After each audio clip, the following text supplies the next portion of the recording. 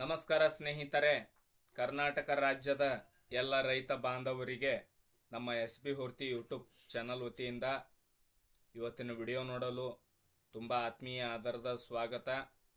ಕರ್ನಾಟಕದ ರೈತ ಬಾಂಧವರಿಗೆ ಸೌರ ಕೃಷಿ ಪಂಪ್ ಸೆಟ್ಗಳನ್ನು ಅಳವಡಿಸಿಕೊಳ್ಳುವಂತಹ ಕುಸುಮ ಎನ್ನುವಂತಹ ಯೋಜನೆಯ ಬಗ್ಗೆ ಸಂಪೂರ್ಣವಾಗಿರುವಂಥ ಮಾಹಿತಿಯನ್ನು ತಿಳಿಸಿಕೊಡ್ತೇನೆ.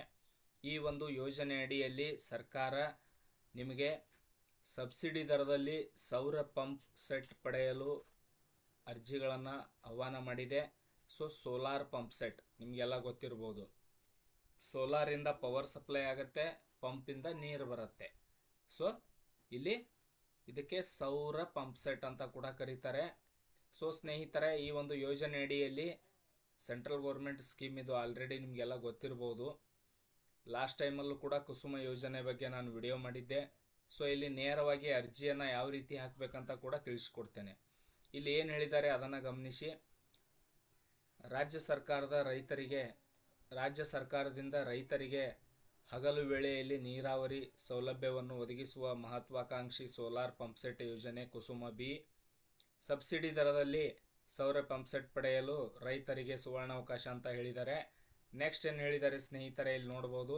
ಸಬ್ಸಿಡಿ ದರದಲ್ಲಿ 2024-25ನೇ ಸಾಲಿನಲ್ಲಿ 40,000 ಸೌರ ಕೃಷಿ ಪಂಪ್ಸೆಟ್ ಅಳವಡಿಸುವ ಗುರಿ ಹೊಂದಿದೆ. 3 HP ಇಂದ 10 HP ವರೆಗಿನ ಸಾಮರ್ಥ್ಯದ ತೆರೆದ ಅಥವಾ ಕೊರೆದ ಬಾವಿಗಳಿಗೆ ಸೌರ ಕೃಷಿ ಪಂಪ್ಸೆಟ್ಗಳನ್ನು ಅಳವಡಿಸಲು ಸಹಾಯಧನ ದೊರೆಯುವುದು. ರೈತರ ಆರ್ಥಿಕ ಹೊರೆಯನ್ನು ತಗ್ಗಿಸುವ ನಿಟ್ಟಿನಲ್ಲಿ ರಾಜ್ಯ ಸರ್ಕಾರವು ಸಹಾಯಧನವನ್ನು 30%ರಿಂದ 50%ಕ್ಕೆ ಹೆಚ್ಚಿಸಿದೆ. ಕೇಂದ್ರ ಸರ್ಕಾರದಿಂದ 30%ರಷ್ಟು ಸಹಾಯಧನ ದೊರೆಯಲಿದ್ದು, ರೈತರು ಭರಿಸಬೇಕಾಗಿರುವುದು ಕೇವಲ 20% ಅಂತ ಹೇಳಿದೆ. ಅದರ ಮಧ್ಯದಲ್ಲಿ ರೈತ ಬಾಂಧವರಲ್ಲಿ ಇನ್ನೊಂದು ವಿನಂತಿ ಏನಂದರೆ, ನಕಲಿ ಜಾಲತಾಣಗಳಲ್ಲಿ ಹೋಗಿ ನೀವು ಯಾವುದೇ ರೀತಿ ಅಪ್ಲೈ ಮಾಡೋಕ್ಕೆ ಹೋಗಬೇಡಿ, ಹಾಗೂ ಯಾವುದೇ ಹುಸಿ ಕರೆಗಳನ್ನು ನಂಬಬೇಡಿ ಅಂತ ಹೇಳಿದ್ದಾರೆ. ಇದಕ್ಕೋಸ್ಕರನೇ ಇಲ್ಲಿ ರೈತರಿಗೋಸ್ಕರ ಒಂದು ವೆಬ್ಸೈಟನ್ನು ಕೊಟ್ಟಿದ್ದಾರೆ, ನೋಡ್ಬೋದು. ಇಲ್ಲಿ ವೆಬ್ಸೈಟ್ ಇದೆ, sauraMitra.com ಅಂತ. ಆ ಒಂದು ವೆಬ್ಸೈಟನ್ನು ನಾನು ಇಲ್ಲಿ ಓಪನ್ ಮಾಡ್ತೇನೆ. ಅದೇ ವೆಬ್ಸೈಟ್ ನಾನು ಲಿಂಕ್ ಇಲ್ಲಿ ಕಾಪಿ ಕೂಡ ಮಾಡಿದ್ದೇನೆ ನೋಡಿ. ಇವಾಗ ಆ ವೆಬ್ಸೈಟ್ ಲಿಂಕ್ ನನ್ನ ವಿಡಿಯೋ ಕೆಳಗಡೆ ಡಿಸ್ಕ್ರಿಪ್ಷನ್ ಬಾಕ್ಸಲ್ಲೂ ಕೂಡ ನಾನು ಕೊಡ್ತೇನೆ.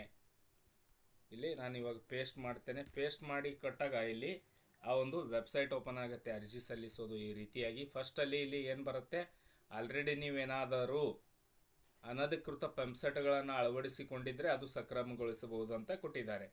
ಇದು ಇಂಟು ಬಾಕ್ಸನ್ನು ತೆಗೀರಿ. ಆಲ್ರೆಡಿ ನೀವೇನಾದರೂ ಅನಧಿಕೃತ ಪಂಪ್ಸೆಟ್ಗಳನ್ನು ಅಳವಡಿಸಿದ್ದವರು ಏನಾದರೂ ಇದ್ದರೆ ದಯವಿಟ್ಟು ಈ ವಿಡಿಯೋನ ಪೂರ್ತಿ, ಈ ಒಂದು ಪೇಜನ್ನು ಪೂರ್ತಿಯಾಗಿ ಓದಿ. ಇಲ್ಲಾಂದರೆ ಹೊಸ ಅರ್ಜಿ ಸಲ್ಲಿಸೋರಿದ್ದರೆ ಈ ಒಂದು ಇಂಟು ಬಾಕ್ಸನ್ನು ಹಾಕಿ.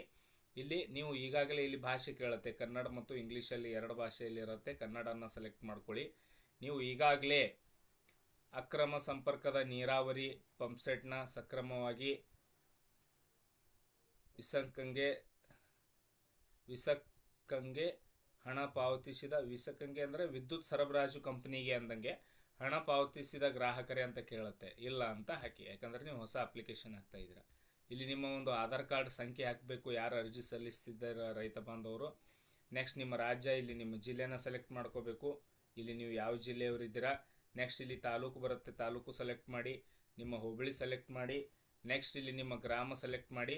ನೆಕ್ಸ್ಟ್ ಅದರಲ್ಲಿ ಉಪವಿಭಾಗ ಅದು ಬಂದರೆ ಬರುತ್ತೆ, ಇಲ್ಲಾಂದರೆ ಇದು ಆಟೋಮೆಟಿಕ್ಕಾಗಿ ಹೈಡ್ ಆಗಿರುತ್ತೆ. ಇದೇನು ಓಪನ್ ಆಗಲ್ಲ, ವಲಯ 60 ಇದು ಓಪನ್ ಆಗಲ್ಲ. ನೆಕ್ಸ್ಟ್ ನಿಮ್ಮ ಸರ್ವೆ ನಂಬರನ್ನು ಹಾಕಬೇಕು.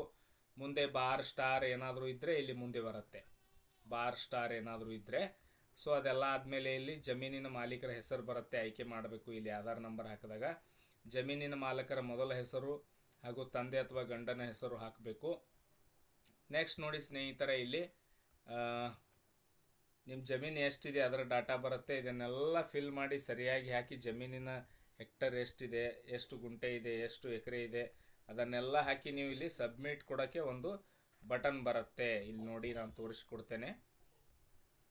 ನೆಕ್ಸ್ಟ್ ಸ್ನೇಹಿತರೆ, ಇದನ್ನೆಲ್ಲ ಫಿಲ್ ಮಾಡಿ. ಇಲ್ಲಿ ಲಿಂಗ ಯಾವುದಿದೆ, ಅವರ ಕ್ಯಾಟಗರಿ ಯಾವುದಿದೆ, ನೆಕ್ಸ್ಟ್ ಅವರ ಇಮೇಲ್ ID, ಇದನ್ನೆಲ್ಲ ಸರಿಯಾಗಿ ಎಂಟ್ರಿ ಮಾಡಿ ಇಲ್ಲಿ ಅರ್ಜಿ ಸಲ್ಲಿಸಿರಿ ಅಂತ ಬರುತ್ತೆ. ಇದನ್ನು ಸಬ್ಮಿಟ್ ಮಾಡಿದಾಗ ನಿಮ್ಮ ಅಪ್ಲಿಕೇಶನ್ ಸಕ್ಸಸ್ಫುಲ್ಲಾಗಿ ಸಬ್ಮಿಟ್ ಆಗುತ್ತೆ.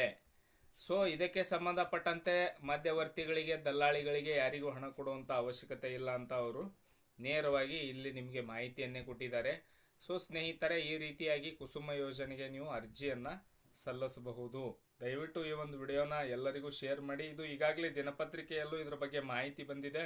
ಅಂದರೆ ದಿನಾಂಕ 15/3/2023 24ರ ದಿನಪತ್ರಿಕೆಯಲ್ಲೂ ಕೂಡ ಇದರ ಮಾಹಿತಿ ಬಂದಿದೆ, ನೀವು ಚೆಕ್ ಮಾಡಬಹುದು.